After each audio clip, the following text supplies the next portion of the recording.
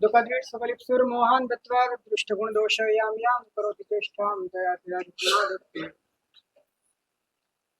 अनंत उपकारी अनंत कल्याण करनारा धर्म चक्रवर्ती हरियन परमात्मा शासन ની અંદર થઈ ગયેલા ઉમા સ્વાતીજી મહારાજ समस्त पापना हेतु रूपे जे महापापनो इशारो करे छे ए पापનું નામ છે मोह અને આપણી ભાષામાં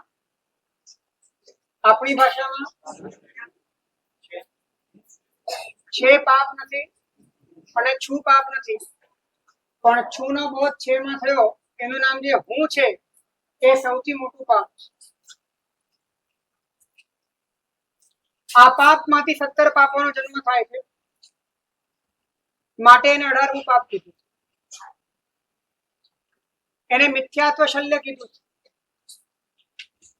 માયા અને નિદાન આ બે શલ્યને પણ જે જન્મ આપે છે એ મિથ્યાત્વ શલ્ય છે।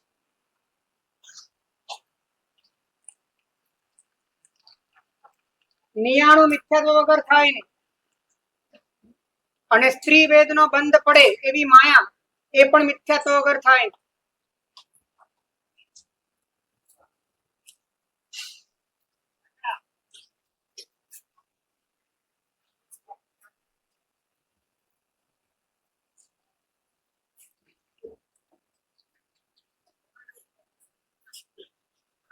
હું પાપ છું ત્યાં સુધી મારામાં પાપ છે।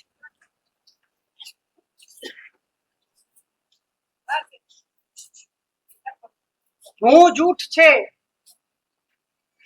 તો બીજા 100 જૂઠ આવશે। એક જૂઠ 100 જૂઠને જન્મ આપે છે। આ માત્ર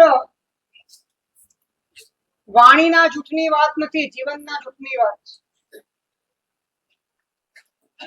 જીવન જ જ્યારે જૂઠ હોય છે ત્યારે જીવનમાં અનેક વિસંવાદિતાઓ, અનેક અસત્યો, અનેક દંભ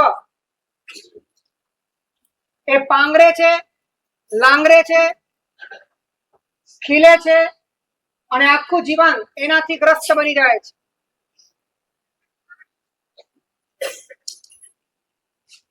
હું જ્યારે જૂઠ લાગે છે ત્યારે વાસ્તવિક રીતે શુદ્ધિકરણનો આયામ ભીતરમાં રચાય છે। છું જ્યારે વાસ્તવિકતા લાગે છે અને હું જ્યારે કલ્પના લાગે છે ત્યારે પોતાના જીવનમાં હું માટે પેદા થયેલા તમામ દોષો નિરર્થક ભાસે છે।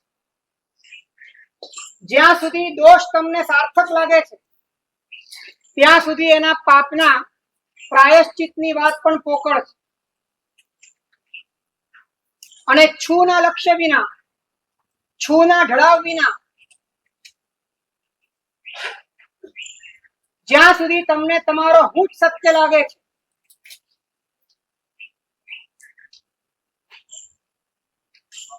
અને એ હું માટે જે પાપો જરૂરી છે,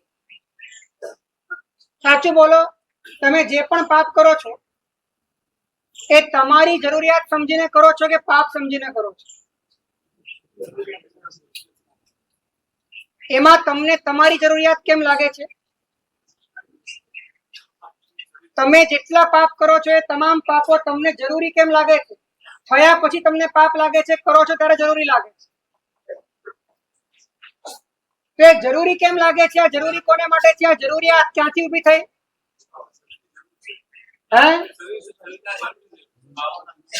જરૂરિયાતનો અહેસાસ શરીર કરે છે કે મન કરે છે? મન કરે છે કે તમે કરો છો? તમે કરો છો કે વટલાયેલા તમે કરો છો? જે હું છે એમાં બધી જરૂરિયાતો ફણગે છે, એમાં ફૂટે છે। એ તૃષ્ણાઓ તમને પાપ કરવા માટે પ્રેરે છે। જ્યારે પાપ કરો છો ત્યારે જરૂરિયાત લાગે છે, થયા પછી તમને પાપ લાગે છે।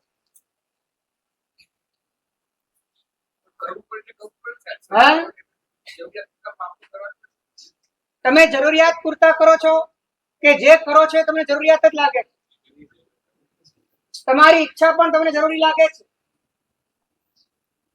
તમારી કામનાઓ પણ તમને જરૂરી લાગે છે, તમારી વાસનાઓ પણ તમને જરૂરી લાગે છે, તમારા શોખ અને પૂરા કરવા માટેના પ્રયત્નો એ પણ તમને જરૂરી લાગે છે. તમને બિનજરૂરી કશું લાગતું જ નથી તમારા જીવનમાં. સમજણના સ્તરે, બુદ્ધિના સ્તરે કદાચ વાણી સાંભળવાના કારણે, પ્રવચન સાંભળવાના કારણે ઉપર છલ્લી રીતે, ઇન્ટેલેક્ચ્યુઅલ રીતે તમને બિનજરૂરી લાગે છે. તમારી અનુભૂતિમાં જઈને પૂછો તો તમને બધું જરૂરી લાગે.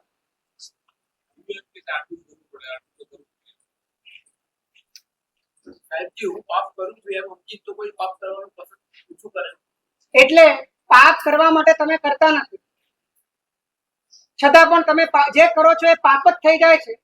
તેનું કારણ એ છે કે તમે પોતે જ પાપ બનીને જીવી રહ્યા છો. તમે જ્યારે હું બનીને જીવી રહ્યા છો ત્યારે તમે પાપ બનીને જીવી રહ્યા છો.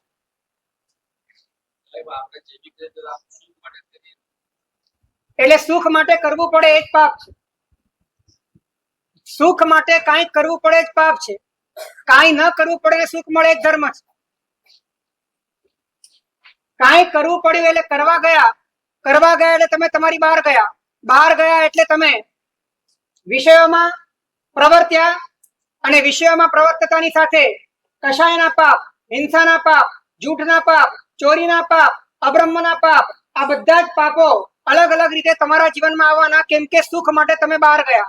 સુખ માટે બહાર જવું એ જ અધાર્મિકતા છે, અને સુખ માટે કેવળ પોતાના સ્વરૂપમાં રહેવું એ જ વાસ્તવિક ધાર્મિકતા છે. ધર્મ એનો અર્થ છે, ધર્મનો અર્થ જ સ્વભાવ છે, અને સ્વભાવમાં જેને સુખ લાગે એ ધાર્મિક છે. જેને સુખ બહાર લાગે અને ધર્મ કર્યા કરે, જ્ઞાની કે છે એનો ધર્મ કાયિક છે, એનો ધર્મ ઔપચારિક છે, એનો ધર્મ એ માત્ર દેખાડાનો છે. જેને સુખ પોતાના ભીતરમાં ભાસે એ ધાર્મિક છે.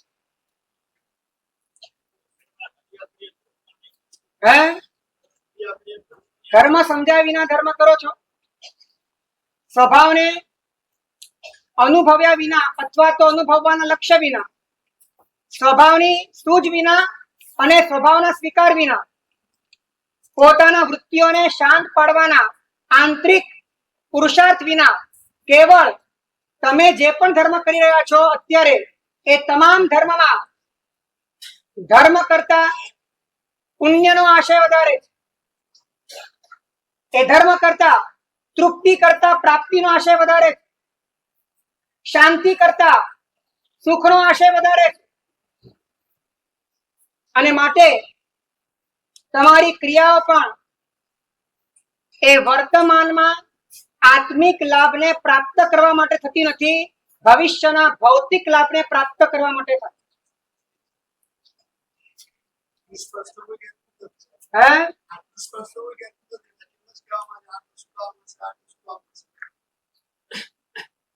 મળશે મળશે મળશે, આ એક જ ધખારામાં, આ એક જ તૃષ્ણામાં અનંતા જન્મ પસાર કરે. સાહેબ નાગ કેતુને એના કલ્યાણ મિત્ર એવું કીધું હતું કે તારી અમરનાથા એટલા માટે તને હેરાન કરે છે કે ગુનેગાર નથી, તારા કર્મ ગુનેગાર છે, એટલે તારે તપ કરવો જોઈએ. એમ કરીને અઠમની ભાવના મારે તો બે ત્રણ બીજા ભાવમાં તો મોક્ષમાં જતો રહ્યો.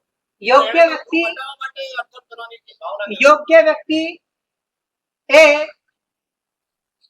કદાચ ભૌતિક સુખના કે ભૌતિક દુઃખના નિવારણ માટે, ભૌતિક સુખની પ્રાપ્તિ માટે કે ભૌતિક દુઃખના નિવારણ માટે કદાચ એનો પ્રારંભ થાય છે, પરંતુ એ જેમ જેમ આગળ વધે છે તેમ તેમ એનો આશય બદલાઈ જાય છે, અને એ બદલાયેલા આશયમાં એ પોતાના પરમ તત્વ તરફ ઢળી જાય છે, અને દુઃખના મૂળને જ ખતમ કરવા માટે પોતે ભગીરથ પુરુષાર્થ કરી લે છે, અને એના જીવનમાં ક્રાંતિ સર્જાય. બાળ જીવો છે અને કહેવાયેલા જ ભૌતિક આકર્ષણોથી છે. કદાચ શરૂઆતમાં એમને બધી વાતો કહેવામાં આવે, પરંતુ જેમ જેમ ધર્મની વાત સમજાય, ધર્મનું ફોર્મ સમજાય, યોગ્ય જીવને ખ્યાલ આવે કે ધર્મ એ ભૌતિકતા માટે છે જ નહીં, ધર્મ આધ્યાત્મિકતા માટે છે, ધર્મ પ્રાપ્તિ માટે છે જ નહીં, ધર્મ તૃપ્તિ માટે. બીજા જ ભાવમાં તો ફેરફાર થઈ ગયો, અમારો થઈ જશે આવતા ભાવમાં. એનો બીજા ભાવમાં ફેરફાર નતો થયો, ફેરફાર લઈને જ બીજા ભાવમાં આવેલો. એટલે તમે પણ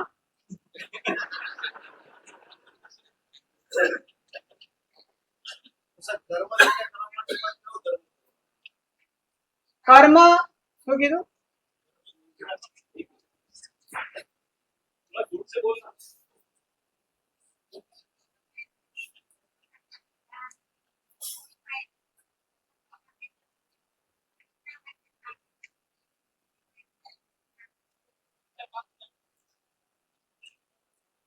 પરમાત્મા પાસે જ માંગણી કરશું, બીજા કોની પાસે કરશું? પરમાત્મા જ એક આધાર છે.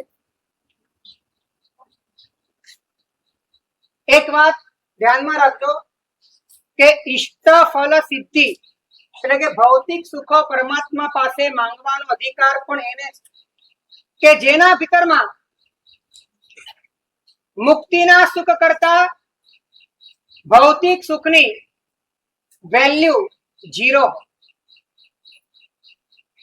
અને મુક્તિના માર્ગમાં ક્યાંક ને ક્યાંક અડચણ રૂપે પોતે ફસાઈ ગયો છે, પરિસ્થિતિઓમાં જકડાઈ ગયો છે અને બહાર નીકળવું છે અને આર્ત ધ્યાન થાય છે અને એ વખતે પરમાત્માની પાસે માંગવું પડે માટે માંગે, પણ એ માંગતી વખતે પણ એને એમ લાગે કે પરમાત્માની આગળ હું આ માંગુ છું.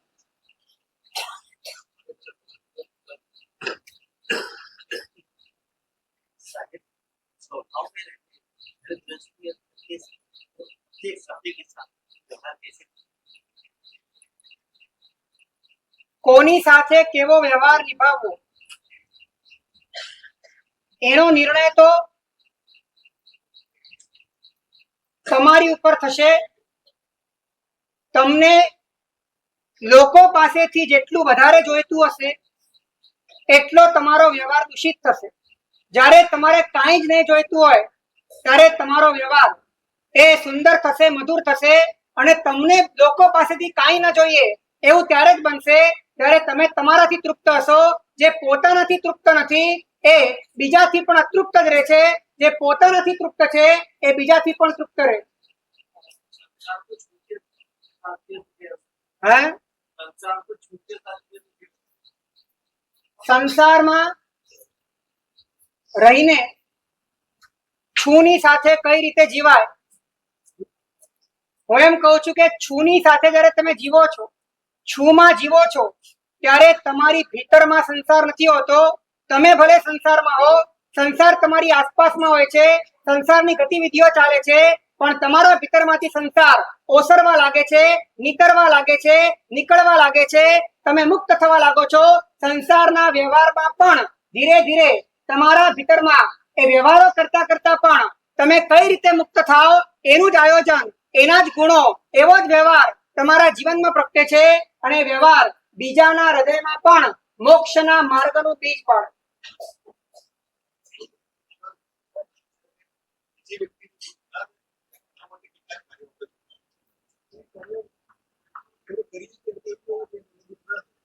એને દુઃખ ન થાય એની ચિંતા તમને કેમ થઈ આટલી? શું તમને બધાને દુઃખ ન થાય એવી ચિંતા છે કે કોકને જ દુઃખ ન થાય એની ચિંતા છે? એટલે કે એને દુઃખ એટલા માટે ના થવું જોઈએ કેમ કે એના માધ્યમે મને દુઃખ ના થયું. તમારો મૂળ મુદ્દો તો એક જ, એના સિવાય બીજો કોઈ મુદ્દો નથી. એને સાચવવી કેમ? આરાધના પણ બરાબર કરવા દે અને વિરાધના પણ બરાબર કરવા દે.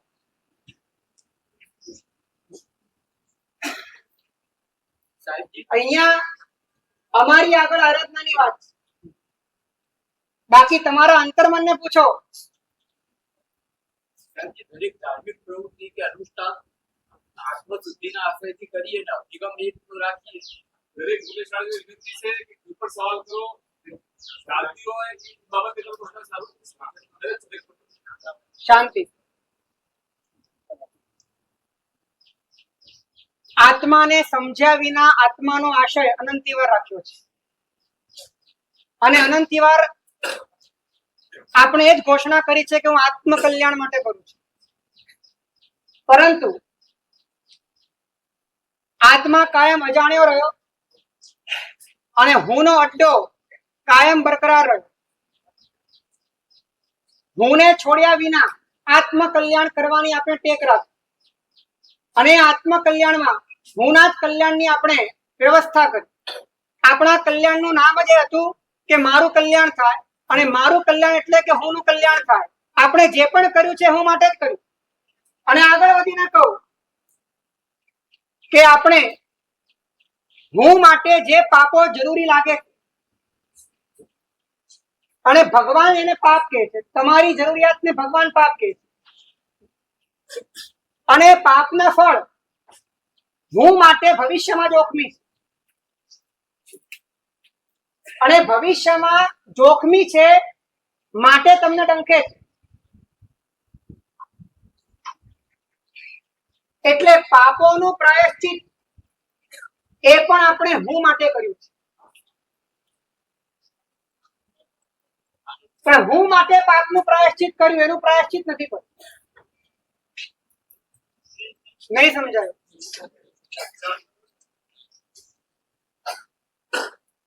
હું જ્યારે તમને જૂઠ ન લાગે ત્યારે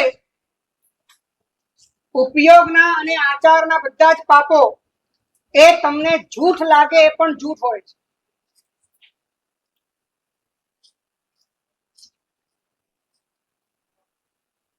કારણ કે તમારી વાત તમારા ભીતરમાં એ પાપોથી ડરવા પાછળનું પણ જે આયોજન છે, એ આયોજન ભવિષ્યમાં એ પાપો તમે કરી શકો એ માટે છે.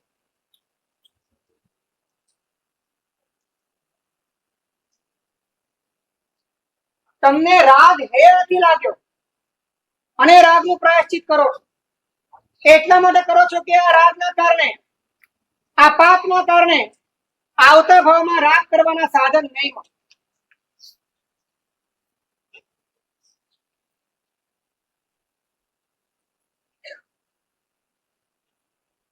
અનંત કાળથી પોતાની મુક્તતા સામે પોતે અંતરાય બન્યો છે, શુદ્ધતાનો શત્રુ બન્યો છે, વાસ્તવિકતાનો વૈરી બન્યો છે. કેમ કે હે હું બન્યો છે. એ હુંનો ડંખ એ સમસ્ત પાપ પ્રત્યેના વાસ્તવિક ડંખનું બીજ છે. એ હું માટેનો આંતરિક વૈરાગ્ય, એ હું માટેની નફરત, એ હું માટેની આંતરિક એના પ્રત્યે આવેલી તુચ્છતા, એ સમસ્ત પાપોનું બિનજરૂરિયાતપણું, નિરર્થકપણું તમારા ભીતરમાં ઉદ્ભાસિત થાય એને માટેનું બીજ છે. ન સમજાય તો પૂછજો.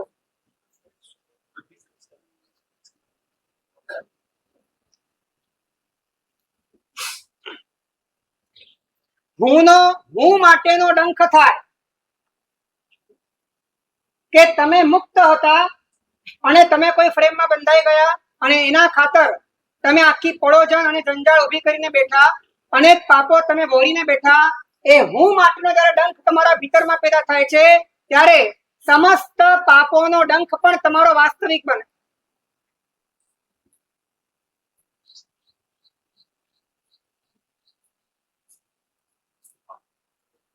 જ્યારે તમને હું પ્રત્યેનો વૈરાગ્ય આવે છે ત્યારે બધા જ પાપો મારા માટે બિનજરૂરી છે, નિરર્થક છે, એ વાત ભીતરમાં પ્રતિષ્ઠિત થાય છે.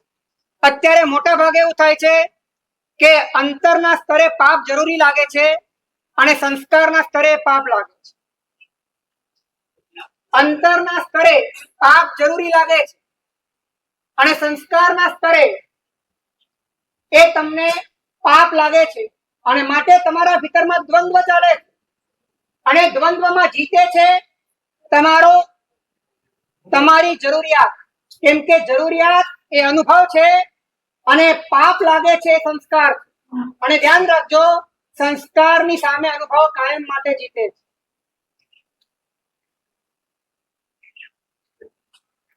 સંસ્કાર vs અનુભવ, એમાં કાયમ અનુભવ જીતે છે. અને જ્યાં સુધી તારો અનુભવ જ દૂષિત છે, જ્યાં સુધી તારી અનુભૂતિ જ પાપમય છે, તારી અનુભૂતિ જ વાસ્તવિક છે, ત્યાં સુધી તારા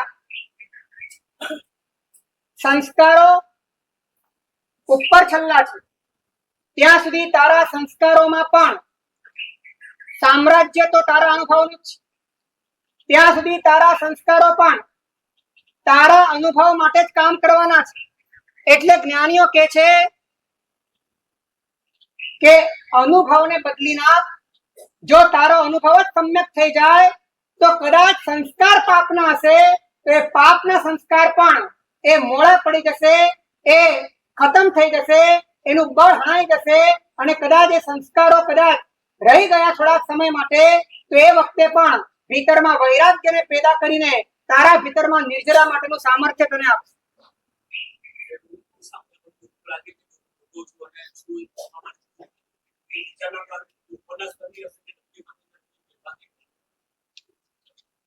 હું ને સમસ્તપણે છોડવાની આંતરિક તૈયારી હોય, હું ને અભાવમાં પરિવર્તિત કરવાની સાહસિકતા હોય, હું ને ભૂલી જવાની, ઓગળી જવાની અંદરમાં એક સમર્પણ વૃત્તિ હોય, ત્યારે છુનો વાસ્તવિક પરિચય તમને થઈ શકે. માત્ર હું ને રાખીને છુને સમજવું છે, હું ને રાખીને હું ને કાઢવો છે, હું ને રાખીને વાસ્તવિક માર્ગ માટેનો પ્રયત્ન કરવો છે. પરંતુ એ માર્ગની શરૂઆત જ ત્યારે થાય છે જ્યારે તમે હુંના સમસ્ત વિલીનીકરણ માટે પ્રયત્ન આદરો છો.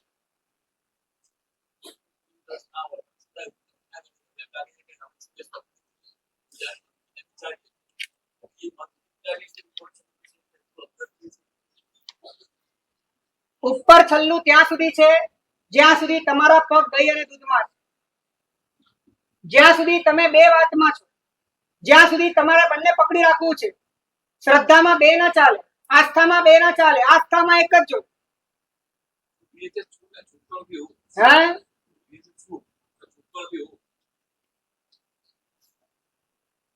રુચિ તમારી પ્રામાણિક હોય, રુચિ તમારી વાસ્તવિક હોય, રુચિમાં બળ હોય, રુચિમાં સમર્પણ હોય, રુચિમાં અર્જુનના બાણ જેવો વેગ હોય તો હુંને વિંધીને એ છૂનું આકાશ ખુલી જાય.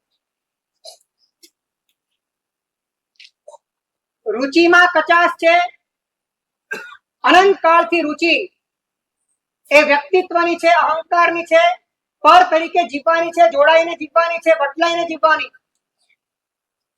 અને એને જ આપણે આપણું અસ્તિત્વ માન્યું છે.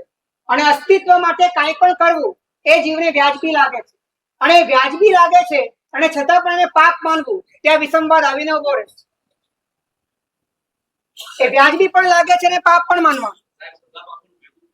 હે બધા જ પાપો એ પાપ તરીકે તો તમને સાંભળવાથી ડંકે છે, પણ તમને એ પાપો તમારી વાસ્તવિક જીવન શૈલીમાં, તમારા ચિત્તના માર્ગમાં, તમારા આંતરિક વિથિકામાં એ નડતર રૂપ તમને લાગ્યા હોય, એ તમને અંતરાય રૂપ લાગ્યા હોય, એ તમને શત્રુ રૂપ ભાસ્યા હોય, એના કારણે તમે તમારી આનંદમય સ્થિતિથી ચ્યુત થતા હો, તમે તમારી મુક્તતાથી ભ્રષ્ટ થતા હો, અને એના કારણે તમને દરેક દોષ અંદરથી ખૂંચે, એનો પ્રતિકાર થાય. આ રીતનો પ્રતિકાર, આ રીતનો ડંક, આ રીતની એના માટેની જાગૃતિ જ્ઞાનીઓ કહે છે આ પ્રાયશ્ચિતનો વાસ્તવિક તારી ભૂમિકા છે. આ ભૂમિકા વિના જે પણ પ્રાયશ્ચિત કરવામાં આવે છે એ પ્રાયશ્ચિતમાં ક્યાંક ને ક્યાંક ભૌતિકતા છે, ક્યાંક ને ક્યાંક ભવિષ્યની વાત છે, ક્યાંક ને ક્યાંક આ ભવિષ્યના સુખની પ્રાપ્તિ અને ભવિષ્યના દુઃખની અપ્રાપ્તિ થાય એને માટેની આંતરિક ક્યાંક ને ક્યાંક હુંની ચાલ છે. અને એ ચાલ આપણને અનંત કાળથી ધર્મમાં આવ્યા પછી પણ આપણને ફસાવે. સર અમે 10-12 વાર આવો પ્રાયશ્ચિત લઈ લીધું છે ભાવ આલાજનાથનું. એમાં છેલ્લી લીટી અમે લખી છે જાણે અજાણે અમારાથી કોઈ હજુ પાપ થયા હોય તો એનું પણ અમને પ્રાયશ્ચિત આપી દેજો. હવે આ વાત અત્યારે અમારા મગજમાં અમે ખોલી આપી છે તો પછી ઓલી ઉપરના પૂર્વના બધા સાચા થઈ ગયા ને, કારણ કે અમે લખી દીધું છેલ્લી લીટીમાં કે જાણે અજાણે અમારાથી જે કંઈ પણ પૂછ્યું એનું પણ આપી દીધું. સાચું કહું તમને, એક અંતરથી તમને એક વાત પૂછું કે પાલીતાણા એવું ક્ષેત્ર છે કે જ્યાં કોઈ પણ પુણ્ય કરો તો કેટલા ગણું ફળ આપે? 100 ગણું ફળ આપે. હવે સમજો કે અસત કલ્પના કરો કે તમને એવું જાણવા મળે કે એક ક્ષેત્ર એવું છે કે જે ક્ષેત્રમાં ગયા પછી ગમે તેટલા પાપ કરો પણ તમને પાપ જ ન લાગે. ને આવું તમને કદાચ કોઈ જ્ઞાની કે તો સાચું બોલો, તમારી આંતરિક સ્થિતિ શું?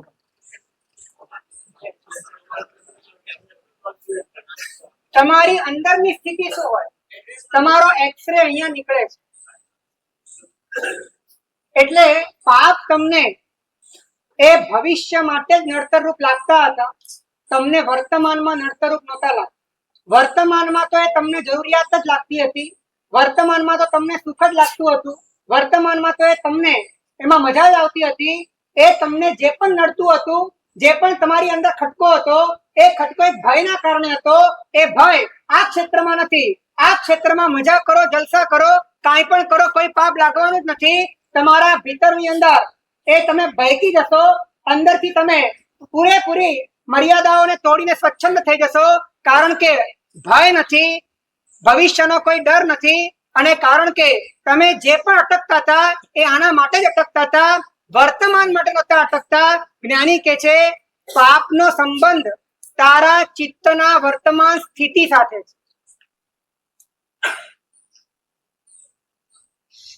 ભવિષ્યમાં એ પાપનું ભૌતિક ફળ મળશે, ભૌતિક રીતે તને દુઃખ આપશે, તને દુર્ગતિ આપશે, તને દુરિત આપશે, તને દુર્ભાગ્ય આપશે, તને દરિદ્રતા આપશે.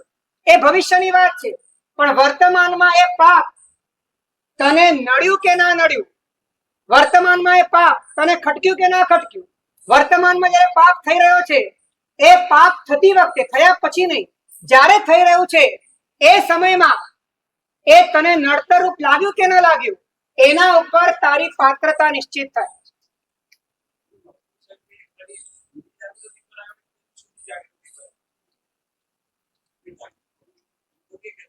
આવું ત્યારે થાય યા તો તમે છૂને અનુભવતા હો અને યા તો તમે છૂને અનુભવવા માંગતા હો.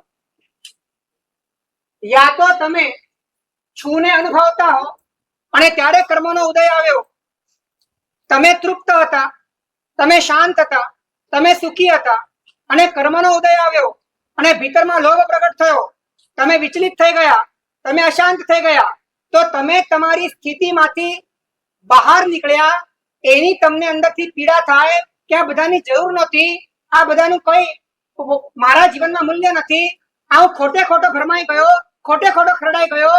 અંદરથી જે પસ્તાવો વર્તમાન ક્ષણ માટે થઈ રહ્યો છે, જ્ઞાની કહે છે પશ્ચાતાપની અંદર પારમાર્થિકતા છે.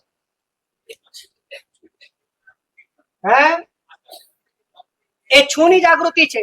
હવે છૂની ઉપલબ્ધિ થઈ નથી, પણ છૂને પામવા માટેનો પ્રયાસ, છું તરફનો ઢળાવ છે. ત્યારે એને ખ્યાલ છે કે હું ને પોષતા દરેક પરિણામોથી મારે દૂર રહેવાનું, હું ને ડેવલપ થનારા, ડેવલપ કરનારા તમામ ભાવોથી મારે મુક્ત રહેવાનું છે. મારા તમામ પ્રકારના આવરણોને પેદા કરનારા તમામ પ્રકારના પાપો એ મને મારી વાસ્તવિકતાથી દૂર લઈ જશે, મારી ક્ષમતાથી દૂર લઈ જશે, મારા આનંદથી મને દૂર લઈ જશે, મારે પોતાની વિતરાગતાથી મને દૂર લઈ જશે, અને એનાથી હું ભ્રષ્ટ થાઉં એ મને કોઈ પણ હિસાબે ન પાલવે. અને સતત પોતે આત્મ તત્વના લાભ માટે, સ્વભાવના લાભ માટે, છુના લાભ માટે હુંને ગૌણ કરીને, હુંની સામગ્રીઓને ગૌણ કરીને, હુંની જ્યાં જ્યાં ઉપલબ્ધિ થતી હોય, હુંનો વિકાસ થતો હોય, હુંને ઉત્તેજના મળતી હોય, એ તમામ વાતો પર પ્રતિબંધ મૂકીને કેવળ પોતાના સ્વભાવ લાભ માટે પ્રયાસ કરે, એ સાચો મુમુક્ષુ છે.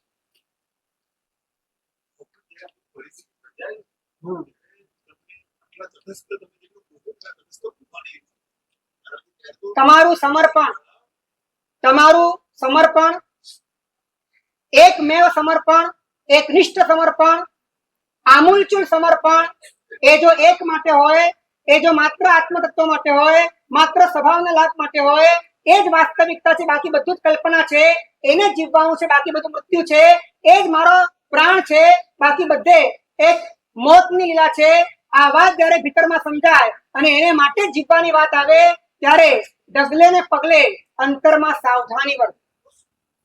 બહુ જ હિંમત થઈ ગઈ, બહુ જ હિંમત એ ત્યારે એ બધું ઢળાવ ના કરવું. જો આ હિંમત માત્ર રુચિના સ્તરની છે.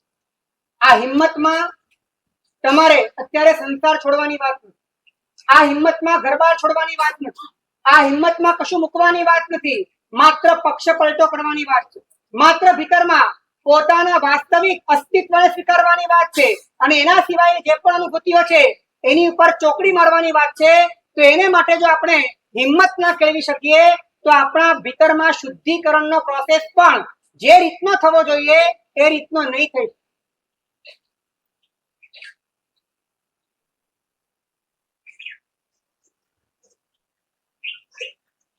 હેય અને ઉપાદેય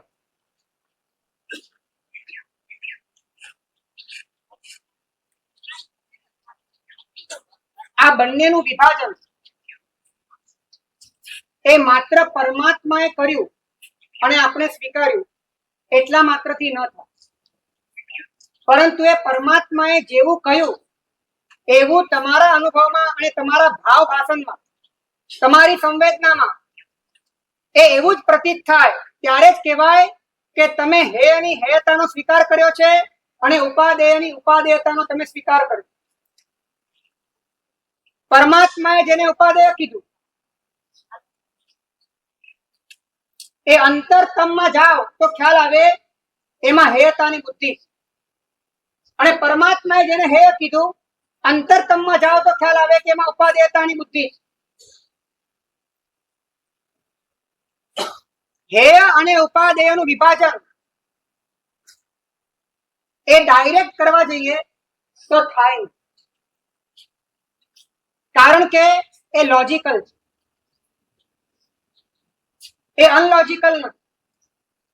અને જ્યારે તમે અનલોજિકલ વેમાં હે અને ઉપાદેયને સ્વીકારી લો છો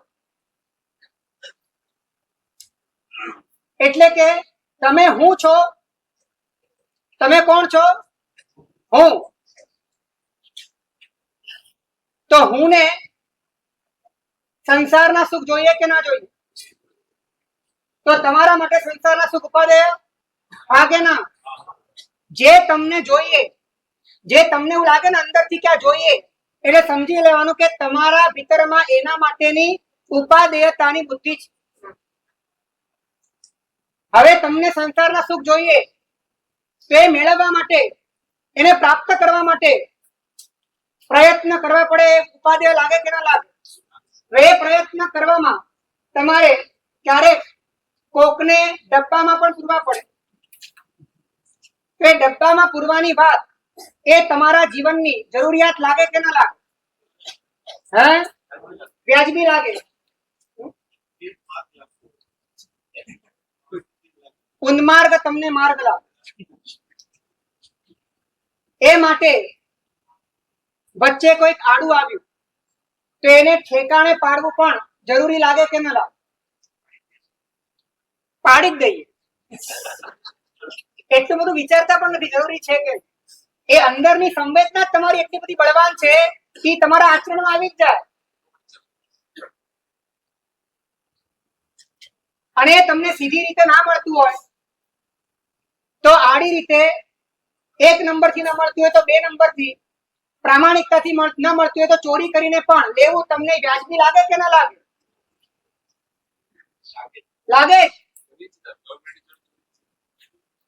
એટલે તમારા ભીતરમાં પરમાત્માએ જેને હેય કીધું છે એ દરેક વાત તમારા ભીતરમાં ઉપાદેય છે કે નહીં?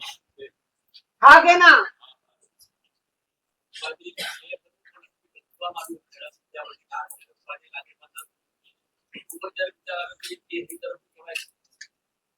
ન ગમવું જોઈએ એવું લાગે છે, પણ ગમે છે એ વાસ્તવિકતા છે. અને ગમે છે, અને ગમે છે એ જેના કારણે ગમે છે, એ જેને માટે ગમે છે, એ જેને ગમે છે, આ બધું તમે જેને માટે કરો છો એ જ અંદરથી તમને સમસ્ત ઉપદ્રવનો પિંડ લાગે, સમસ્ત પાપની યોની લાગે, સમસ્ત દોષોનો એ દાવાને લાગે અને એનાથી જ અંદરથી મન ઉઠી જાય અને અંદરથી મુક્ત થવાય તો કહેવાય કે તમારી વાત, તમારી હેતાની બુદ્ધિ વાસ્તવિક છે. સાહેબ, અવિરત સમ્યક દ્રષ્ટિ આ આપણા સંસારના બધા વ્યવહાર કરતો પણ હોય છે અને હે પણ માનતો હોય છે. એની હેયતાની બુદ્ધિ બરકરાર હોય છે, એ હેયમાં પ્રવર્તે છે, પણ હેય માનીને નહીં, અનુભવીને, સંવેદીને, કારણ કે એનો હું નથી, એનો હું કોણ છે અને છું પરિપૂર્ણ છે. માટે હવે પોતાના છું માંથી કર્મના ઉદયના કારણે એને ધસડાવવું પડે છે બહાર, તો એને અશાંતિ લાગે છે, એને પોતાના માટે મૃત્યુ સમાન લાગે છે. વિષયાંતર સંચાર તસ્ય હાલ હલોપમ, બીજા વિષયની અંદર સંચાર કરવો એને તાલકુટ વિષ જેવું લાગે છે. એ કદાચ કર્મના ઉદયથી ખેંચાય છે, પણ અંદરમાં એની પોતાની જરૂરિયાત નથી, એની પોતાની અપેક્ષા નથી, માત્ર એક ઝપાટાના કારણે, એક વાવાઝોડાના કારણે ફંગોળાયો છે અને તરત પાછો આવી જાય. તો હેય અને ઉપાદેય એને આપણે અનલોજિકલી સ્વીકાર્યું છે.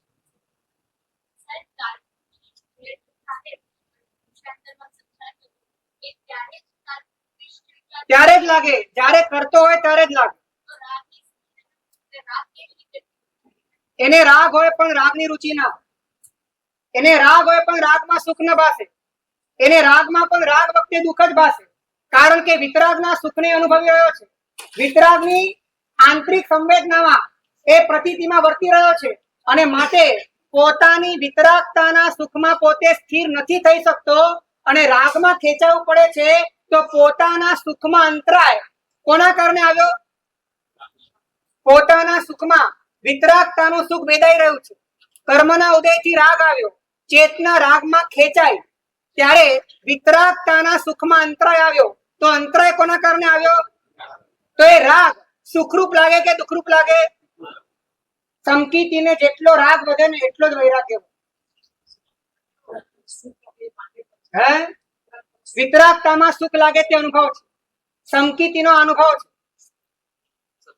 કારણ કે સમ્યક દ્રષ્ટિએ વિતરાગનું સ્વરૂપ અનુભવ્યું છે. વિતરાગ એવા પોતાના છુનું સ્વરૂપ અનુભવ્યું છે. વિતરાગ એવા પોતાના અસ્તિત્વનો અનુભવ એને કર્યો છે અને માટે પ્રતિદિ નિરંતર વર્તી રહે છે અને માટે રાગમાં ખેંચાવું પડે છે. ત્યારે રાગ પોતાના સુખમાં સ્ખલના રૂપ લાગે છે અને સુખમાં અંતરાય પડે એ દુઃખ જ લાગે.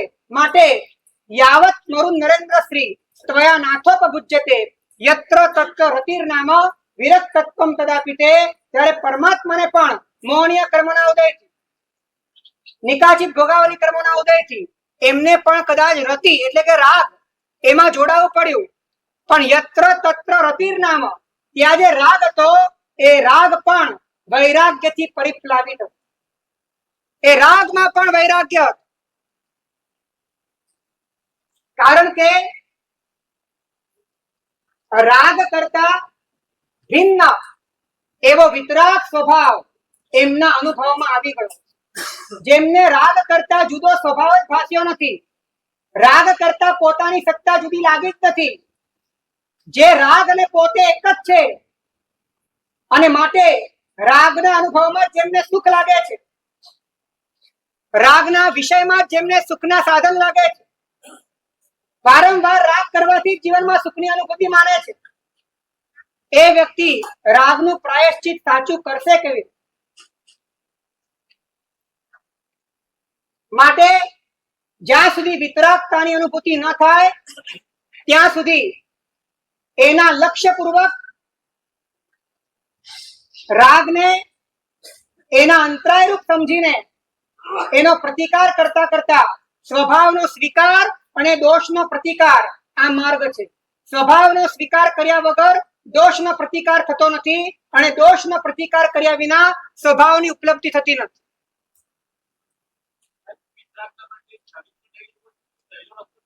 વિતરાગતા માટે ચારિત્ર એ માર્ગમાં આવનારો એક પડાવ છે, પણ ચારિત્ર આવતા પહેલાનો પડાવ સમ્યક દર્શન છે. અને સમ્યક દર્શનનો પહેલો પડાવ, સમ્યક દર્શન માટેનું પણ કારણ એ સમ્યક સ્વીકાર છે. જ્યાં સુધી સ્વીકાર નથી ત્યાં સુધી સંવેદના નથી, સંવેદના નથી ત્યાં સુધી દર્શન સમ્યક થતું નથી, દર્શન સમ્યક થતું નથી ત્યાં સુધી ચારિત્ર સમ્યક થતું નથી. દોષનો પ્રતિકાર હે દોષનો પ્રતિકાર દોષનો પ્રતિકાર, જે તમને નડતર રૂપ લાગે એનો પ્રતિકાર થાય, આ નિયમ છે. અને દોષ તમને ત્યારે લાગે જ્યારે દોષ તમને નડતર રૂપ લાગે, અને દોષ નડતર રૂપ ત્યારે લાગે જ્યારે નિર્દોષ એવા સ્વભાવનો તમે સ્વીકાર કર્યો, જ્યારે તમે દોષાતીત ત્રિકાળ એવા વિતરાગ સ્વભાવનો સ્વીકાર કર્યો હોય, જ્યારે તમે તમારા ભીતરમાં રહેલા છૂનો સ્વીકાર કર્યો હોય, એને જ તમે વાસ્તવિક માનતા હો, ત્યારે એના સિવાયની જેટલી પણ ઘટના છે, એના સિવાયના જેટલા પણ વિકાર છે, એ તમને લાગે કે આ મારા અસ્તિત્વમાં નડતર રૂપ છે, મારી અનુભૂતિમાં નડતર રૂપ છે. જે નડતર રૂપ હોય એનો પ્રતિકાર થાય, અને જેનો પ્રતિકાર થાય એનો નાશ થાય. જે નડતર રૂપ ન લાગે એનો પ્રતિકાર ન થાય, અને જેનો પ્રતિકાર ન થાય એનો નાશ પણ ન થાય. તમને એક વાત કહું, અભવ્ય પણ રાગ ન કરે એવું બને, પણ રાગ એ પોતાનો સ્વભાવ નથી એવું અંદરથી ક્યારેય સ્વીકારી ના શકે. એ રાગનું નિયંત્રણ કરી શકે, પણ રાગ મુક્ત અવસ્થાનો સ્વીકાર ન કરી શકે. એ પોતાના રાગને બાંધી શકે, પણ રાગથી બંધાયા વિનાની પોતાની અવસ્થા હોઈ શકે એનો પોતે આંતરિક રીતે સ્વીકાર ન કરી શકે, એનો અનુભવ ન કરી શકે, એની સૂઝ એને ન પડે, એ બાબતમાં ક્ષોભ ન જાગે, કારણ કે એની પાત્રતા એવી. અને માટે હું તમને દ્રષ્ટાંત આપું કે તમારા શરીરમાં તાવ પણ છે અને તમારું શરીર ઓબેસિટીના કારણે વધ્યું પણ છે. આ બે ઘટના એક સાથે છે. ઓબેસિટી પણ છે અને તાવ પણ છે. હવે આમાં જે તાવ છે એ તમને મૂળમાંથી મટાડવાની ઈચ્છા છે, પણ તમારું જે શરીર છે એને તમે ઘટાડવા તો માંગો છો, પણ મૂળથી ખતમ કરવા માંગો છો. એટલે તમે બંનેની દવા ચાલુ કરી. તો એકની દવા તમે મટાડવા માટે કરો છો અને એકની દવા ઘટાડવા માટે કરો. સમજાય છે વાત? એટલે તાવને તમારે મટાડવો છે, પણ શરીરને તમારે. તો એક વાત ધ્યાનમાં રાખજો, જે તમે જ પોતે હો એને તમે ક્યારે મટાડશો નહીં. આ નિયમ છે. જે તમે જ સ્વયં હો એને તમે ક્યારે મટાડશો નહીં. તમે એને ઘટાડશો ખરા, તમે એને મટાડશો નહીં. અને આ જ દુર્ઘટના આપણી સાથે ઘટી છે. અનંત કાળથી રાગને ઘટાડ્યો છે, ઘટાડવાનો આશય આવ્યો છે, પણ મટાડવાની વાત આવી ત્યારે પગ ધ્રુજી ગયા, ત્યારે હૃદય હચમચી ગયું, ત્યારે અંદરથી આપણે ચોકન્ના થઈ ગયા, ત્યારે લાગ્યું કે નહીં, આ વસ્તુ વાસ્તવિક નથી, આ બરાબર નથી. ઘટાડવા માટે તૈયાર, મટાડવાની વાત આવી ત્યારે હાજા ગકડી ગયા. કારણ કે જે તમે જ પોતે હો એને તમે મટાડી ના શકો. એટલે જ્ઞાની કે છે તારે રાગને મટાડવો હોય, મટાડવાનો પુરુષાર્થ કરવો હોય તો સૌથી પહેલા તારે સ્વીકારવું પડે કે રાગ એ તું નથી, રાગ એ તારો સ્વભાવ પણ નથી. રાગ એક વિકાર છે અને તારો મૂળ સ્વભાવ એ હું નથી. તારો મૂળ સ્વભાવ કે જેમાં નથી રાગ, નથી જેમાં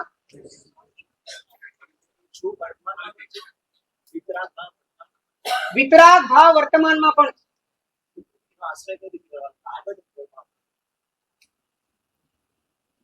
હું તમને એમ પૂછું કે તમારા જીવનમાં એવી કઈ વસ્તુ છે જે કોન્સ્ટન્ટ છે? જે સતત ચાલતી હોય એવી કઈ વસ્તુ છે? હે? મનનો વિચાર બદલાય છે કે નથી બદલાતા? બદલાય છે એટલે સતત નથી. શ્વાસોચ્છ્વાસમાં પણ જ્યારે શ્વાસ આવે છે ત્યારે જતો નથી, જાય છે ત્યારે આવતો નથી, માટે એ પણ સતત નથી. શરીર પણ તમારું બદલાયા કરે છે, શરીરમાં પણ વયની વૃદ્ધિ થાય છે, શરીરના પરમાણુ અને પાર્ટિકલ પણ બદલાયા કરે છે, પ્રતિક્ષણ પણ બદલાવ છે. અને તમે વર્ષે વર્ષે જુઓ તો પણ તમને ખ્યાલ આવે કે શરીર બદલાય છે. એટલે શરીર પણ કોન્સ્ટન્ટ નથી. તમારા જીવનમાં કોન્સ્ટન્ટ શું છે?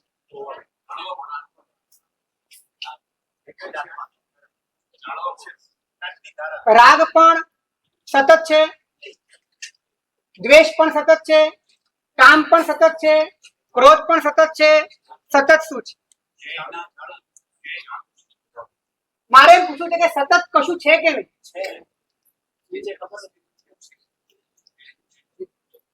સતતના રંગમંચ વગર, સતતના રંગમંચ વગર અસતતનું નૃત્ય ચાલી જ નથી. પણ રંગમંચ આખે આખો અસતતના આડંબરથી ભરાઈ ગયો છે, માટે રંગમંચ દેખાતો નથી. પણ રંગમંચ છે, અને રંગમંચનું નામ છે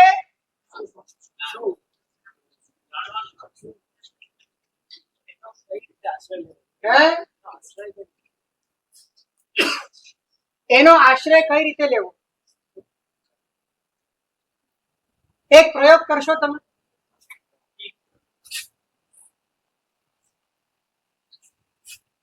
તમારી જે કોન્સ્ટન્ટનેસ અને સ્ટીલનેસ, કોન્સ્ટન્ટનેસ એટલે સતત, અને સ્ટીલનેસ એટલે ધ્રુવત્વ. એટલે કે તમે કાયમ એક સ્વરૂપે તમારા ભીતરમાં કાયમ અને એક સ્વરૂપ વિદ્યમાન છે. તો હવે પ્રયોગ એ કરવાનો છે કે જે કાયમ નથી, જે સતત નથી, એને તમારે રિજેક્ટ કરવાનું છે. તમારે તમારી દ્રષ્ટિથી, તમારે તમારી રુચિથી, તમારે તમારી શ્રદ્ધાથી, તમારે તમારા જ્ઞાનથી, તમારે તમારા જીવનમાંથી, તમારે તમારા અસ્તિત્વમાંથી એને રિજેક્ટ કરી દેવાનું જે અસતત છે. અને તમારે ધ્યાન એ આપવાનું કે સતત, જે સતત છું, જે સતત છે, જે કોન્સ્ટન્ટ છે, એ જ વાસ્તવિકતા છે. બાકી બધું જ કલ્પના છે. બાકી બધું જ મારા અસ્તિત્વનો ભાગ નથી, મારા પોતાના જીવનની ધારા નથી. મારા જીવનની ધારા એ કોન્સ્ટન્ટ છે. પોતાના સાતત્ય ઉપર દ્રષ્ટિ કરવી એ સાધના છે. પોતાના સાતત્ય ઉપર દ્રષ્ટિ કરવી એ સાધના છે.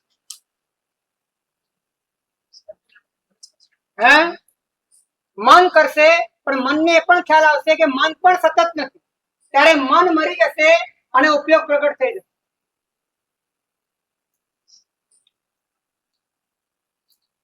આ દુનિયામાં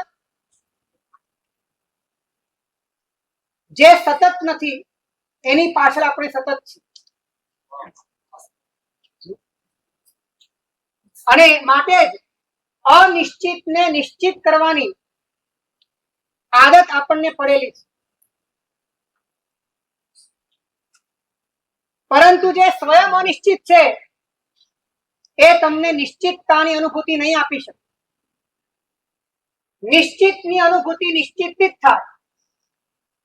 અને નિશ્ચિત માત્ર એ છે જે સતત છે. જેટલું પણ અસતત છે એની ઉપર વૈરાગ્ય લાવી દો. એ તમારા માટે નકામું છે. તમારા હોવા માટે જ નકામું છે, તો પછી જીવવા માટેની વાત તો પછી નહીં. જે વાત હોવા માટે જ નકામી છે એનાથી જીવી શું શકાય?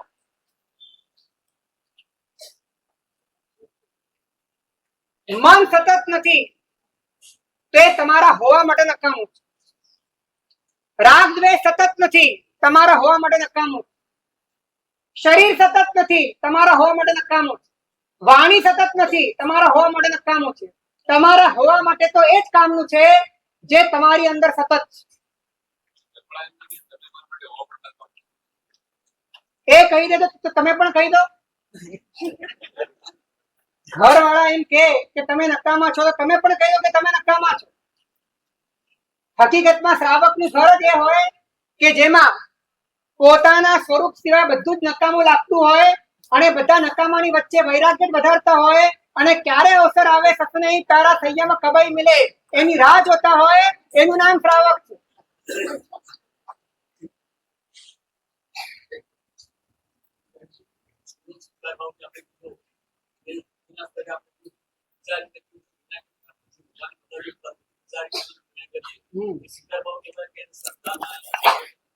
તમે સ્વીકાર એ રીતે કરો કે સ્પર્શ ના થાય. માત્ર બુદ્ધિથી સમજીને તમારા ગોડાઉનમાં એને ભરી નાખો. બુદ્ધિથી સમજ્યા પછી તમે એને કઈ રીતે સ્પર્શી લો, કઈ રીતે જીવી લો, કઈ રીતે ઉતારી લો, કઈ રીતે તમે એ રૂપે પરિણમી જાઓ, કઈ રીતે ઢળી જાઓ, એની તમારા ભીતરમાં ચીવટ હોવી જોઈએ, એની ભીતરમાં ફાવટ હોવી જોઈએ, એને માટે સતત અભ્યાસ હોવો જોઈએ, એને માટેનું જરૂર હોવું જોઈએ, એને માટે અંદરથી એક પ્રકારનો ઉત્સાહ હોવો જોઈએ, તો વ્યક્તિના જીવનમાં પરિવર્તન આવી શકે.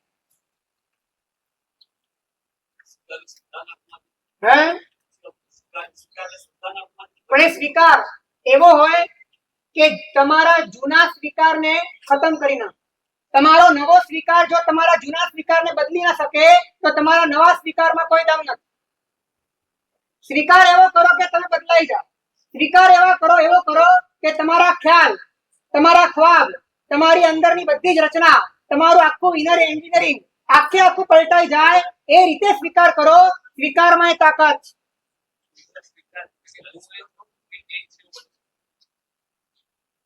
છુનો સ્વીકાર હું છું એ પણ નહીં, એ છે એ પણ નહીં, છું એ જ સ્વીકાર.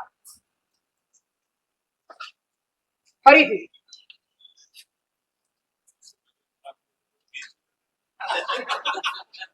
સમજાવો એ શું કહેવાનો પ્રશ્ન એવો છે એમનો કે હું છું આવું સ્વીકારવું જોઈએ કે જે છું એટલે કે એ છું એવું સ્વીકારવું જોઈએ. કઈ રીતે સ્વીકારવું જોઈએ?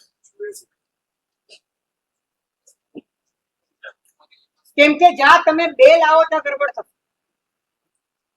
જ્યારે તમે હું ને પણ રાખો છો અને છું ને પણ રાખો છો તો ગડબડ છે. તો તમે છું ના નામે પણ હું ને જ ઉભો કરો છો. તમે એ છું એમ કરો છો ત્યારે પણ તમે ભેદ ઉભો રાખો છો કે એ તો છે અને હું તો છું, એટલે એમાં પણ ભેદ છે. પણ આલંબન માટે શરૂઆતમાં કદાચ ઉપયોગી થઈ શકે, પરંતુ જ્યારે વાસ્તવિક સ્વીકાર થાય ત્યારે હું જેવું કાંઈ ન હોય અને પછી છેલ્લે જે બચે એ છું પોતાની મેળે અનુભવાય અને એ અનુભવ જ એ તમારી સંવેદનામાં, તમારી અનુભૂતિમાં સમ્યક દર્શનનો સૂર્યોદય કરી શકે.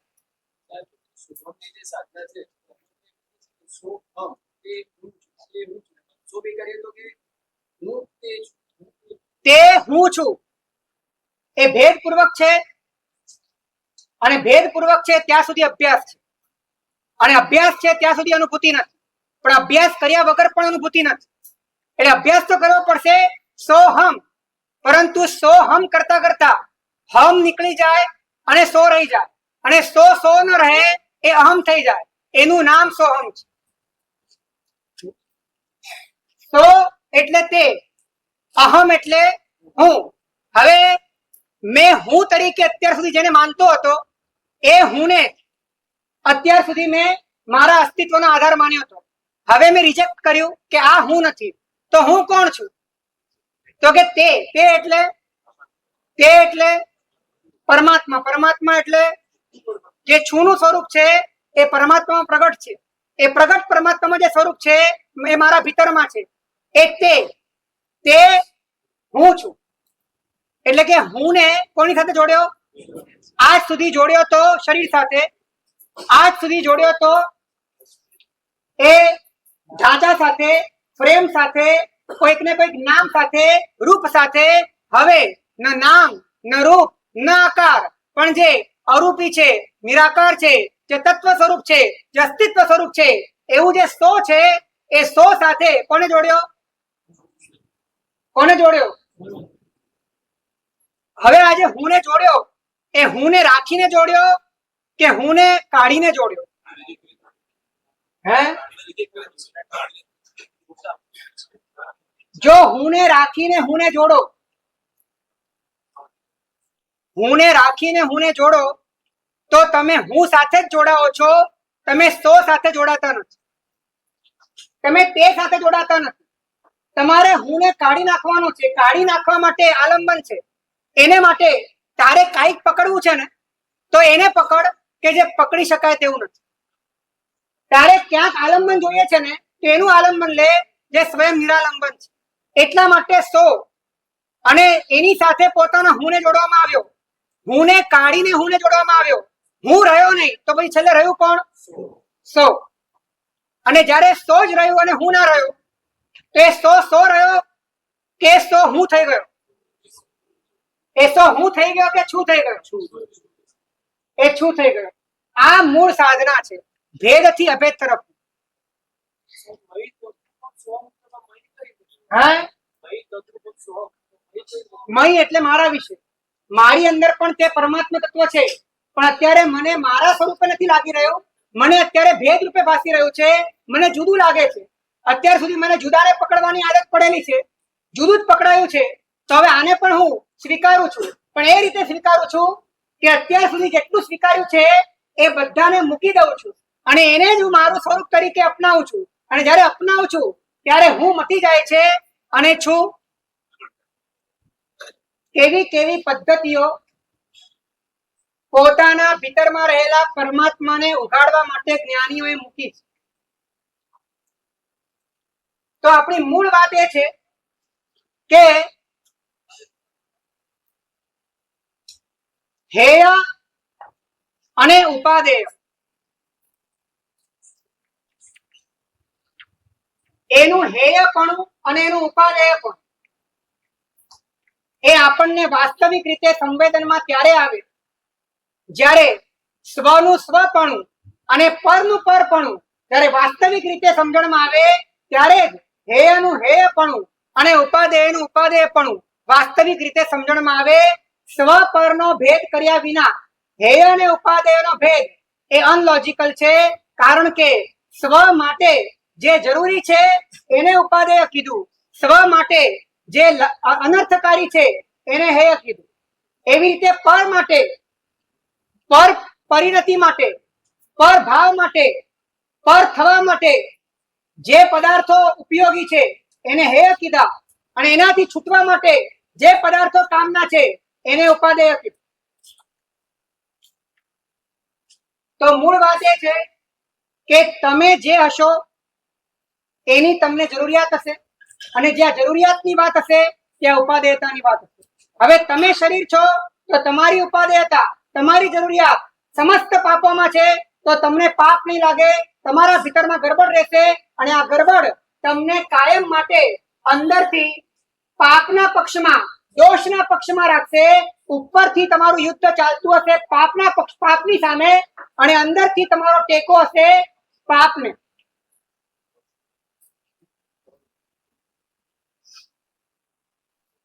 અને બને છે એવું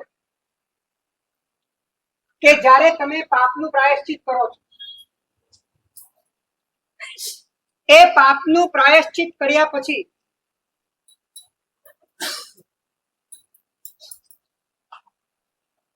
ફરી પાપ મારા જીવનમાં નહીં થાય એવી જાગૃતિ વધે છે, કે પાપથી છૂટવાનો એક રસ્તો મળી ગયો, માટે હવે પાપ થાય તો વાંધો નહીં, એવા પ્રકારની શિથિલતા. તમે અંદર છે તમારા ભીતરને ચકાસજો. મોટા ભાગે એવું જોવા મળે છે કે જેમ જેમ પ્રાયશ્ચિત વધે છે તેમ તેમ પાપ પ્રત્યેની જુગુપ્સા, પાપ પ્રત્યેની સેન્સિટિવિટી, પાપ પ્રત્યેનો ડર ધીરે ધીરે તમારા જીવનમાંથી ઘટતો જાય. આવું પરિણામ, આ વિપરીત પરિણામ કહેવાય.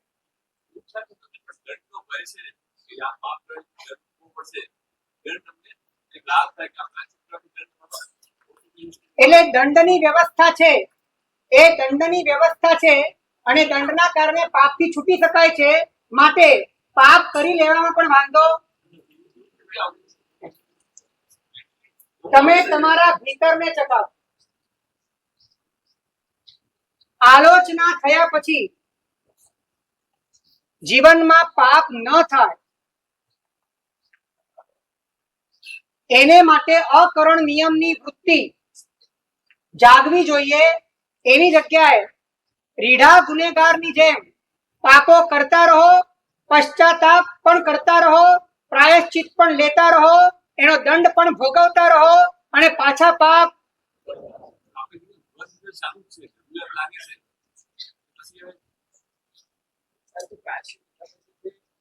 મારે એમ કેવું છે કે પ્રાયશ્ચિત એ તમારી વર્તમાન આંતરિક પથમાં પોતાના આંતરિક માર્ગમાં પ્રવેશવા માટે અવરોધને દૂર કરવા માટેની વ્યવસ્થા રૂપે તમારા અનુભવમાં આવવી જોઈએ.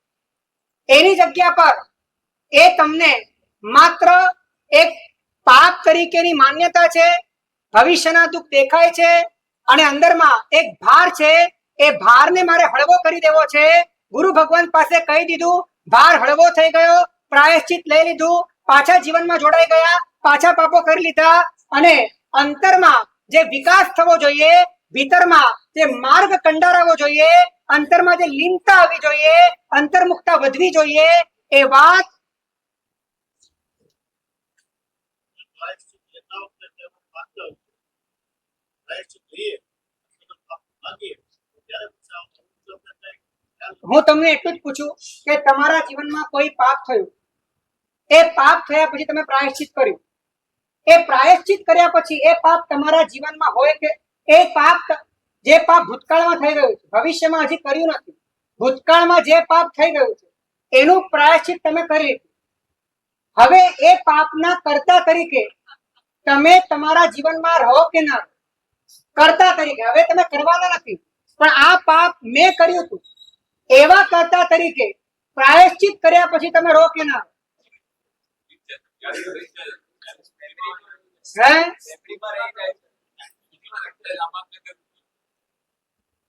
તો મારે એમ પૂછવું છે કે તમે પ્રાયશ્ચિત કર્યું અને તમારા કરેલા પાપોના પાપી પર્યાયના પાપની ભાવનાના અનુસંધાન જો અંદરથી તૂટે ને, એ વાતનો વ્યવચ્છેદ અંદરથી થાય ને, એના કર્તા તરીકે જ તમે હજી પણ ઉભા છો. એ પાપ સાથેનું અનુસંધાન હજી પણ ઊભું છે, હજી પણ તમે એના અકર્તા તરીકે પોતાની આંતરિક શુદ્ધતાનો અનુભવ નથી કરી રહ્યા. તો જ્ઞાની પૂછે છે કે તારું પ્રાયશ્ચિત થયું કે નથી થયું?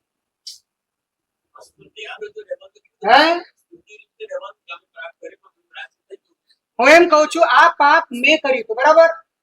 આ પાપ કોણે કર્યું હતું? મેં કર્યું હતું.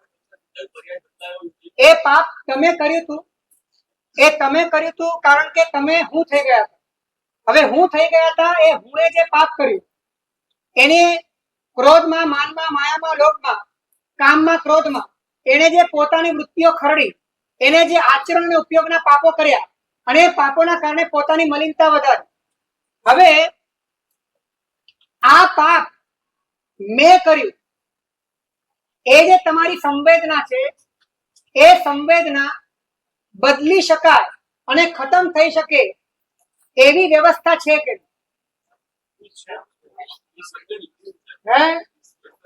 જ્યાં સુધી આ પાપ મેં કર્યું એ તમે કદાચ અસ્વીકાર કરો કે મેં નથી કર્યું, એ તો દંભ કહેવાય. એ તો પોતાની જાતને છળવાની વાત છે. મેં કર્યું છતાં પણ મારે માનવું નથી, એને દંભ કહેવાય. અને મેં કર્યું એવું માની લીધું, પ્રાયશ્ચિત કરી લીધું, છતાં પણ મેં જ કર્યું, તો પણ પ્રાયશ્ચિત પૂરું થયું નથી. ફરીથી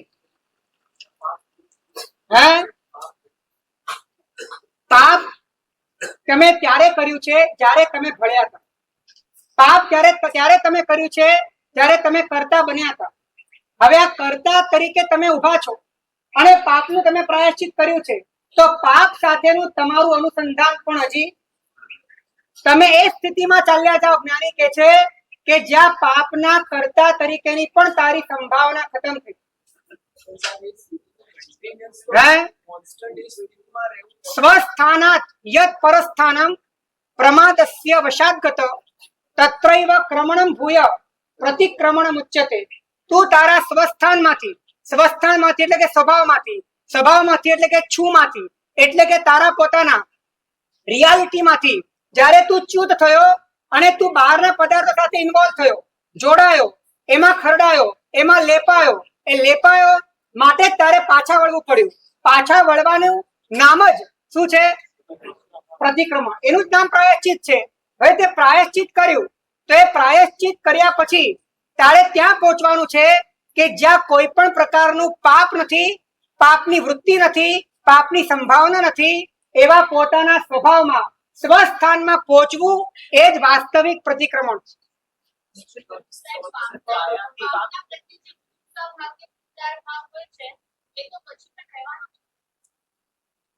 પડિક્કમામી પછી શું આવે?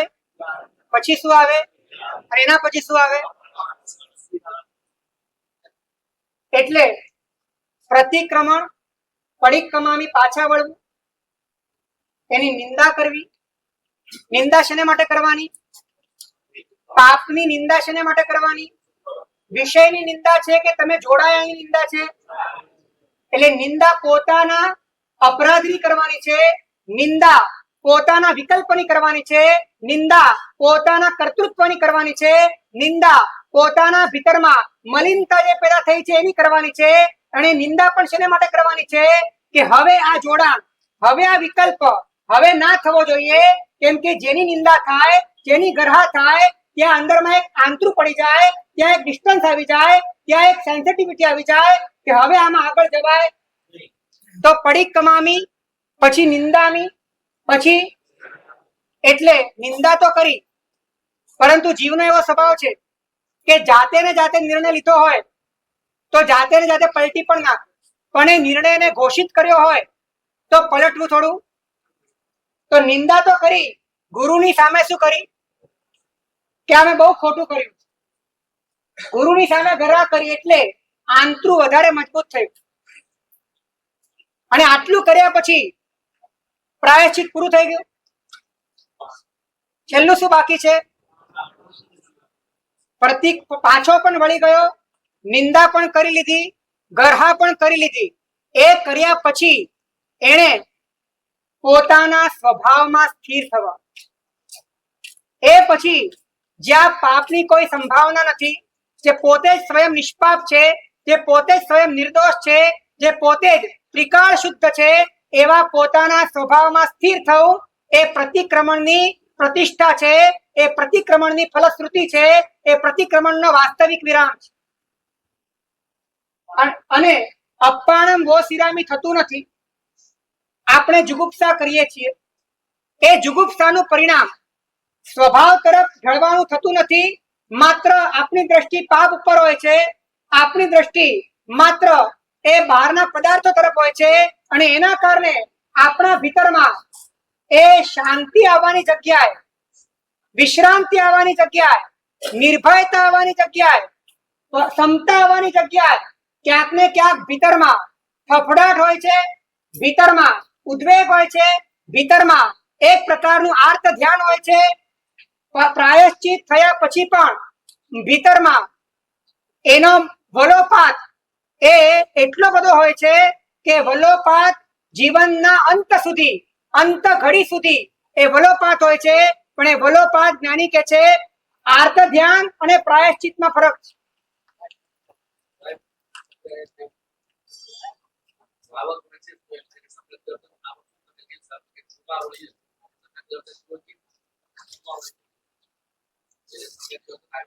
જે છુમાં વળી શકે અને સમ્યક દર્શન આવી શકે. અને છુમાં વળવા માટે, હુંને ઉખેડવા માટે, અને હુંને ઉખેડવા માટે એટલે કે સ્વભાવની પ્રાપ્તિ માટે, દોષના પ્રતિકાર માટે એટલે કે સતત પોતાના ભીતરમાં આચારના સ્તરે, ઉપયોગના સ્તરે અને અનુભૂતિના સ્તરે જે પણ મલિનતા છે એ મલિનતાને દૂર કરવાના પુરુષાર્થ રૂપે પોતાના જીવનમાં સદા જાગૃત હોય અને જાગૃતિને સતત પોતે અનુભૂતિના સ્તરે બદલવા માંગતો હોય જ્ઞાની કે છે મુમુક્ષુ. હે શું કહો છો?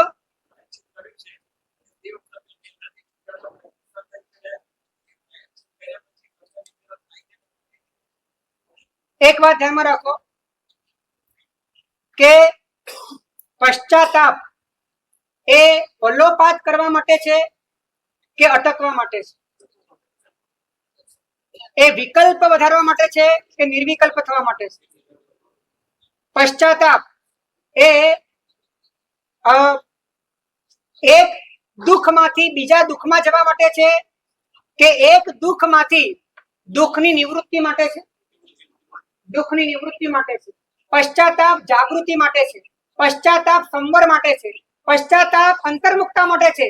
પશ્ચાતાપ એ પોતાના વૈભાવિક સ્વરૂપના ત્યાગ કરીને પોતાના સ્વભાવમાં રૂપાંતરિત થવા માટે છે. જ્યારે આ સ્વભાવની વાત યથાર્થ રીતે બોધમાં નથી હોતી ત્યારે ક્યાંક ને ક્યાંક પશ્ચાતાપ કરવાની સ્ટાઇલ એ પણ બદલાઈ જાય છે. એમાં પણ વ્યક્તિત્વ આવી જાય છે. એ વ્યક્તિત્વમાં પીડા આવી જાય છે.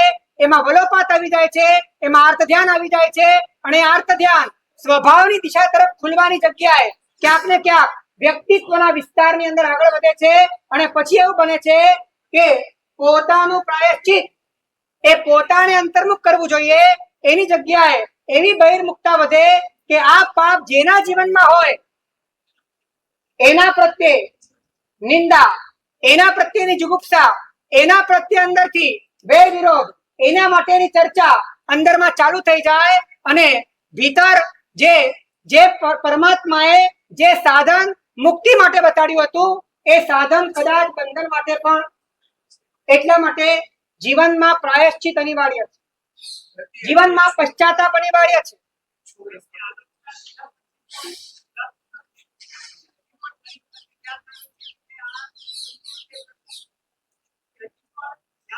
કારણ કે એ વખતે જેણે કર્યું હતું એ અત્યારે પણ સમજાય છે. એ વખતે જેણે કર્યું હતું એ અત્યારે પણ હાજર છે. એ જેણે કર્યું હતું એ ગેરહાજર હોય તો એ કદાચ તમને યાદ પણ આવે ને કે આવું થયું હતું, પણ અંદરમાં તમને એની સાથેનો સંબંધ ન ભાસે, અંદરથી તમે છૂટા થઈ જાઓ. પરંતુ જેણે કર્યું હતું એ હજી ઉભો જ છે. માટે જ્યારે પણ યાદ આવે ત્યારે ભીતરમાં સંબંધ ભાસે. દ્રઢ પ્રહારીએ પચખાણ કર્યા કે મેં કરેલું પાપ અગર કોઈ મને યાદ કરાવે અને મને યાદ આવી જાય તો મારે શું કરવાનું? હવે તમે બોલો કે પાપને યાદ કરવાથી અને એનું પશ્ચાતાપ કરવાથી આમ તો ધર્મ થાય, નિર્જરા થાય અને એના માધ્યમે પોતાના જીવનના પાપો ધોવાઈ જાય એવી આપણી માન્યતા છે. હા કે ના? અને વાત સાચી પણ છે. તમે એક પક્ષે કશું લેતા નહીં તો મોટી ગરબડ પડશે. એ જરૂરી છે, પણ એનું લક્ષ્ય, એનો લય, એનો વળાંક, એનું વલણ, એની લડણ એ પોતાના સ્વરૂપ તરફ, પોતાના સ્વભાવ તરફ જોઈએ અને જાગૃતિમાં પરિવર્તિત થવું જોઈએ. માત્ર વ્યક્તિત્વના તાલમેલ ન હોવા જોઈએ, માત્ર વ્યક્તિત્વના ગણિત ન હોવા જોઈએ, માત્ર ભવિષ્યના વિપાકો અને સુખ દુઃખના પોતાના હિસાબ ન હોવા જોઈએ. આંતરિક લાભ માટે પોતાના ભીતરમાં પોતાનો જે અપરાધ થયો છે એનો એકરાર હોવો જોઈએ. અને એ એકરાર પવિત્ર છે. એકરાર પારમાર્થિક તો છું ન અનુભવાય ત્યાં સુધી જે પશ્ચાતાપ કરીએ એ પશ્ચાતાપ પણ એટલા માટે કરવાનો છે કે જે પણ પાપો થઈ રહ્યા છે એ પાપોનું મૂળ એ હું છે એવું સમજાય. અને સમજાતા સમજાતા આ પાપ મારાથી એટલા માટે થયું કારણ કે મારા ભીતરમાં માન્યતા છે, મારા ભીતરમાં આ કુટિલતા છે, મારા ભીતરમાં આ વ્યક્તિત્વ છે. આ પાપનું કારણ જ આ છે. આ વાત અંદરથી સમજાય એના પ્રત્યે પણ વૈરાગ્ય થાય. એવા દ્રષ્ટાંતો આવે છે કે કોઈક જગ્યાએ માતૃ કરવા માટે જવાનું થયું અને ત્યાં ખદબદતા કીડાઓ જોયા. એ કીડાઓની વિરાધના એનાથી મન થથરી ઉઠ્યું અને વિચાર એવો આવ્યો કે આ વિરાધના આ શરીર છે માટે થાય છે. શરીર છું માટે આ વિરાધના થાય છે અને એક નાનકડા પાપની પ્રેરણા લઈને આખો વળાંક અંતર્મુખ આવ્યો અને શરીરની અનુભૂતિથી જ પોતે મુક્ત થઈ. યાદ આવે છે અરણિકા પુત્ર આચાર્ય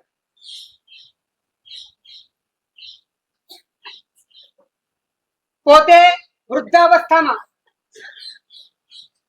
અને શિષ્યોને કહી દીધું કે તમે વિહાર કરો સ્વતંત્ર, હું અહીંયા રહીશ, મારા પગ ચાલતા નથી. ગામની અંદર જે રાજકુમારી હતી એ રાજકુમારીએ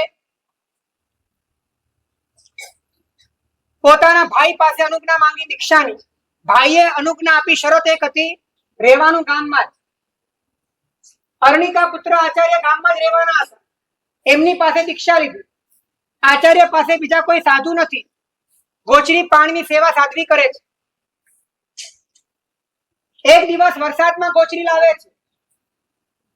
અરણિકા પુત્ર આચાર્ય કહે છે કે તમે વરસાદમાં વિરાધના કરીને આવ્યા. અને સાધ્વી કહે છે કે આચાર્ય મહારાજ અચિત્ત જળ હતું માટે વિરાધના થઈ નથી. હવે તમને ખબર કેવી રીતે પડી? તો કે તમારી કૃપાથી. તો કે એવી કેવી કૃપા? તો કે અપ્રતિપાતી કૃપા. એટલે કે કેવળ જ્ઞાન.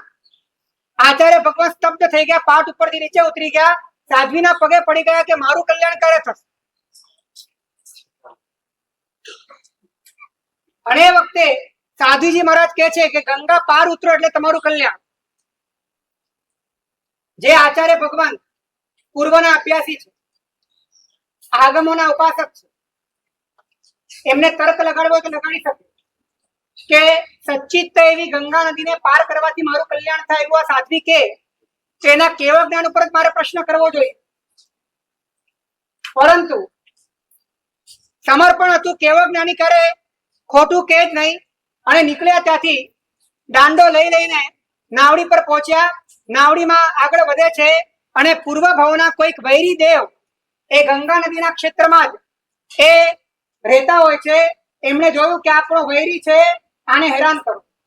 એટલે ગંગા નદીમાં તોફાન લાવ્યા અને બધાના મનમાં વિચાર આવ્યો કે આ મુંડીઓ છે માટે આ તોફાન. બધાએ અરણિકા પુત્રને ઉચક્યા અને ગંગા નદીમાં નાખ્યા. નાખતા હતા ત્યારે નીચે પડતી વખતે અરણિકા પુત્ર આચાર્યની નાભીમાં એ વ્યંતર દેવે ભાલો ઘોચી નાખ્યો. અને જ્યારે ભાલો ઘોચાયો ત્યારે ટપક ટપક ટપક રક્તના બિંદુઓ નીચે પડી રહ્યા.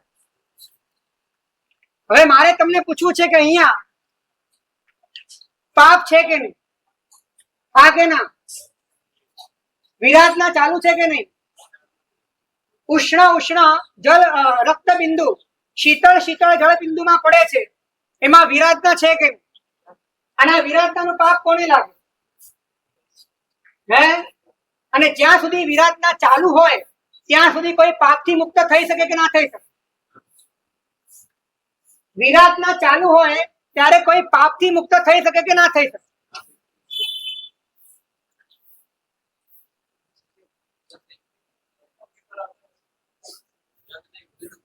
હે?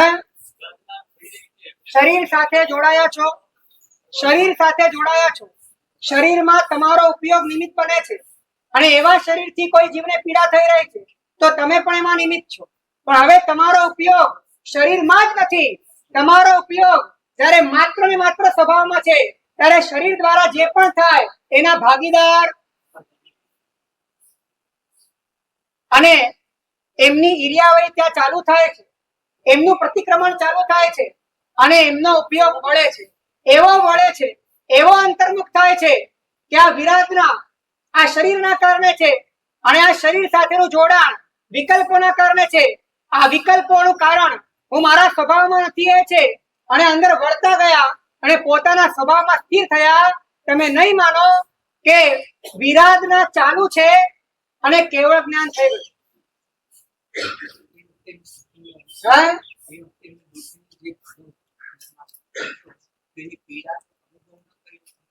ભાલો ઘોચાયો ત્યારે કદાચ પીડા હશે, પરંતુ પીડા મનમાં હોય છે, પીડા ઉપયોગમાં હોય છે, જોડાયેલા ઉપયોગમાં પીડા હોય છે. ત્યારે જોડાણ તૂટી જાય ત્યારે પીડા પણ છૂટી જાય. જ્યારે જોડાણ એ પોતાના સ્વભાવમાં થઈ જાય ત્યારે પીડા વચ્ચે પણ પોતે નિષ્પીડ થઈ જાય છે, દુઃખ વચ્ચે પણ પોતે સુખમય થઈ જાય છે. અને સુખમયતાની અનુભૂતિ કરતા કરતા કરતા પોતાના સમસ્ત ઘનઘાતી કર્મોનો ક્ષય કરીને કેવળ જ્ઞાનને પામ્યા. તો કહેવાનો ભાવ એ છે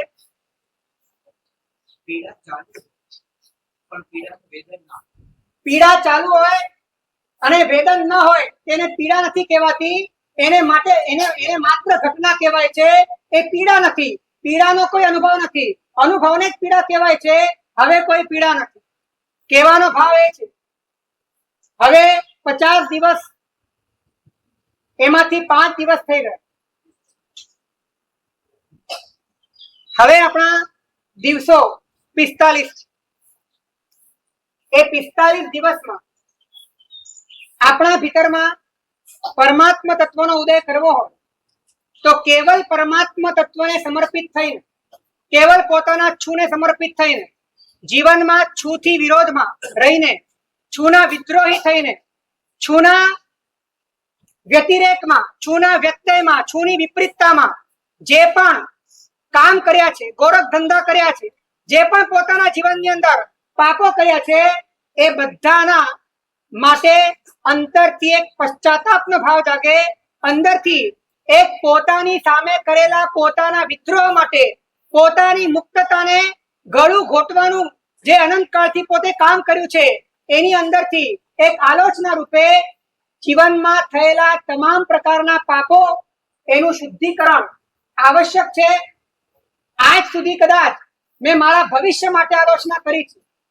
મારા ભવિષ્યમાં હુંને કોઈ પ્રોબ્લેમ ન થાય એ માટે આલોચના કરી છે. પરંતુ આજે આલોચના કરવી છે આ હુંને રાખ્યો એની, આ હુંને પોષ્યો એની, આ હુંને કાયમ સાચવ્યો એની, હું બનીને રહ્યો એની. અને એ માટે હુંને પોતાનું શલ્ય માનીને, હુંને જ પાપ માનીને, અને એ પાપ માટે જેટલા પાપ કર્યા એ બધા જ પાપોને પોતાનો અંતરાય સમજીને આજની રાત